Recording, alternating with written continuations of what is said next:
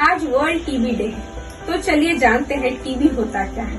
Tuberculosis क्षय ये एक बैक्टीरिया से होने वाला गंभीर संक्रमण है जो एक व्यक्ति से दूसरे व्यक्ति तक आसानी से फैल सकता है। वैसे तो ये फेफड़ों में होता है, पर शरीर के अन्य भागों में भी ये फैल सकता है। तो चलिए जानते हैं इसके सिम्टम्स के बारे में। 3 से ज्यादा हफ्तों वाली खांसी और बलगम में खून आना, चेस्ट पेन, वजन घटना, फीवर, वीकनेस भी इसमें शामिल है। इसका इलाज ज्यादातर एंटीबायोटिक मेडिसिन से किया जाता है जो क्यूरेबल है। WHO की रिपोर्ट बताती है कि टीबी दुनिया का सबसे खतरनाक संक्रमण में से एक है, जिससे हर दिन सैकड़ों लोगों की मौत होती है। इसके जागृति के लिए 24 मार्च वर्ल्ड टीबी डे मनाया जाता है।